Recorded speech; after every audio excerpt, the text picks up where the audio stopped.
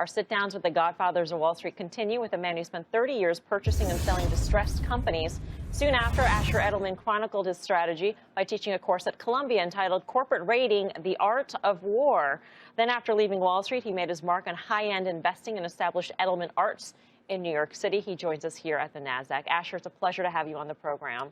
Thank you very much. Nice to be here. You say that we are currently in a recession. Every Fed official who speaks to us tells us we are not in a recession. What are they missing? I think it's pretty straightforward. The average American has not had an increase in pay in 15 years, but things have cost more in the marketplaces. He has been in a recession for 15 years. Nothing's changed for him. Up at the top, we're not in a recession, but 80% of the Americans have been in a recession for at least 15 years. So how does that translate into investing, into the stock market? Is it that it's a recession that seems like nobody realizes we are in one, and certainly nobody realizes we've been in one for 15 years? Who is your nobody? I think the broader investing public.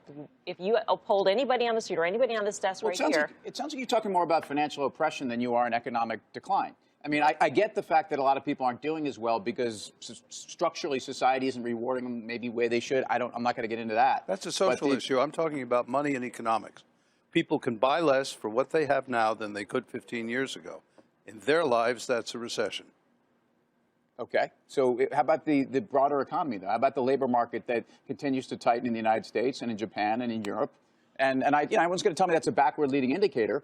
But right now, I see a job market that tells me that the service sector is more than making up for manufacturing and commodity. And you are, of course, aware that we have fewer people as a percentage of the population employed today than we did in 2007. Yes. Okay. Well, what's that about a job market? Is the labor market worse? Yes, it is.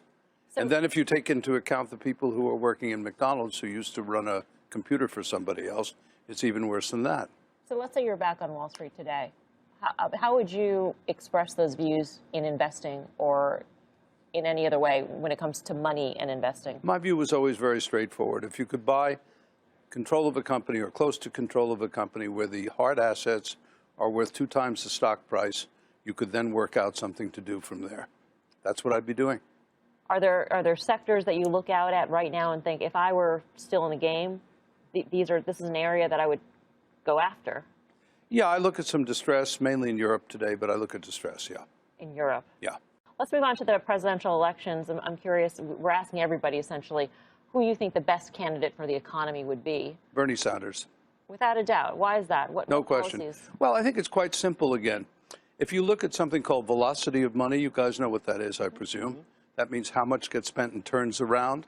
When you have the top 1% getting money, they spend 5–10% of what they earn.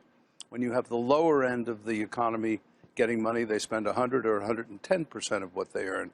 As you've had a transfer of wealth to the top and a transfer of income to the top, you have a shrinking consumer base, basically, and you have a shrinking velocity of money. Mm-hmm. Bernie is the only person out there who I think is talking at all about both fiscal stimulation and banking rules that will get the banks to begin to generate lending again as opposed to speculation. Okay. Asher, so from an economic point of view, it's straightforward.